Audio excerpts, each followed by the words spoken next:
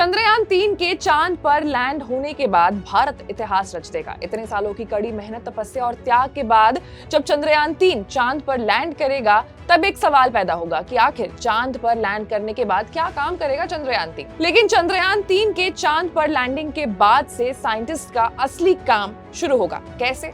आज चर्चा इसी मुद्दे पर करेंगे। नमस्कार, मैं हूं आशीष सिंह और आप देख रहे हैं अनकट। पूरी दुनिया की नजरें इस वक्त चंद्रयान 3 पर ही टिकी हुई है। सबकी यही कामना है कि चंद्रयान 3 अच्छे से चांद की सतह पर लैंड कर जाए। लेकिन चंद्रयान के लैंड करने के बाद से ही वैज्ञानिकों का जो असली काम है वो शुरू होगा, क्योंकि रोवर चांद से डेटा कलेक्ट करेगा। थोड़ी डिटेल और स्टेप वाइज मैं आपको समझाती हूँ कैसे।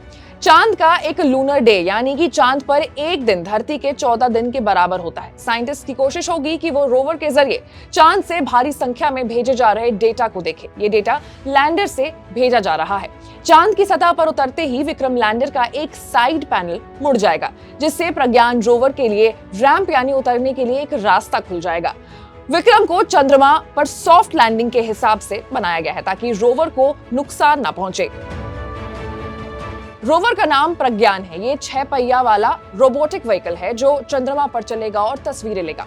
प्रज्ञान में इसरो का लोगो और तिरंगा बना हुआ है। चांद की सतह पर उतरने के 4 घंटे बाद प्रज्ञान लैंडर से बाहर निकलेगा। प्रज्ञान 1 सेंटीमीटर प्रति सेकंड की रफ्तार से चांद की सतह पर चलेगा। इस दौरान कैमरों की मदद से प्रज्ञान चांद पर मौजूद चीजों की स्कैनिंग करेगा। प्रज्ञान चांद के मौसम का हाल पता लगाएगा। इसमें ऐसे पेलोड लगाए गए हैं जो चांद की सतह के बारे में बेहतरीन जानकारी दे सकते हैं। ये इयॉन्स और इलेक्ट्रॉन्स की मात्रा को भी पता लगाएगा। जैसे जैसे प्रज्ञान आगे बढ़ेगा, चांद की सतह पर भारतीय तिरंगा और इसरो लोगो बनता चला जाएगा। प्रज्ञान को ऐसे बनाया गया है कि वो चांद की सतह की जानकारी जुटा सके। प्रज्ञान इस जानकारी को जुटाकर लैंडर तक पहुंचाएगा। चांद की सतह का अध्ययन करने के लिए लैंडर के पास 2 हफ्तों का समय होगा। प्रज्ञान सिर्फ लैंडर से संवाद कर सकता है और ये लैंडर ही होगा जो धरती पर डेटा भेज रहा होगा।